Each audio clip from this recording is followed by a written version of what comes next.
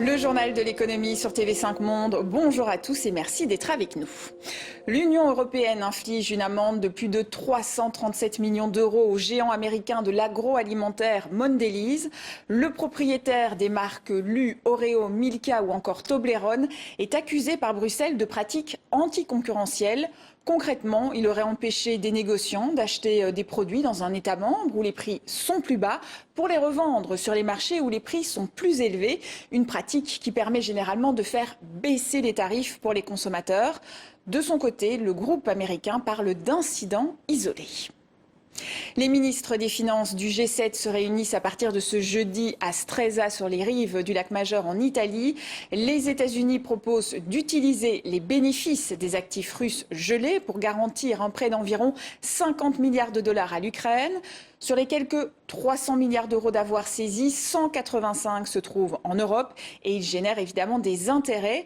Les détails de ce projet ne sont toutefois pas encore arrêtés. La secrétaire américaine au Trésor, Janet Yellen, souhaite même un plan plus ambitieux. Écoutez.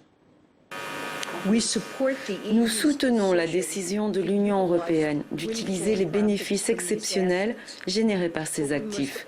Mais nous devons aussi poursuivre nos efforts collectifs en faveur d'options plus ambitieuses en prenant en compte tous les risques associés et en agissant ensemble. Le salon Vivatech bat son plein à Paris et les innovations liées à la santé sont nombreuses. L'intelligence artificielle se met au service de la détection des cancers, une nécessité alors que chaque année la prévalence augmente. Selon l'OMS, une personne sur 5 développera un cancer au cours de sa vie. La start-up Prima commercialise des solutions d'aide au diagnostic auprès d'hôpitaux et de laboratoires européens.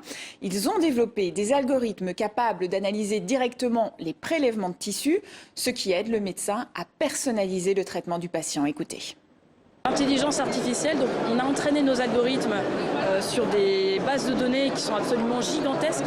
Donc en fait, notre algorithme artificiel, notre algorithme d'IA apprend autant en quelques minutes qu'un médecin apprendra dans toute sa carrière. Ce qui fait qu'en fait, on a un algorithme hyper performant et couplé au médecin, ça permet justement au médecin d'être plus rapide et plus accurate dans son diagnostic. Une autre innovation s'adresse aux personnes malvoyantes ou non-voyantes. C'est un harnais qui utilise la même technologie que les voitures autonomes capables de rouler en évitant les obstacles. Il informe avec un système sonore de la présence d'objets sur le chemin.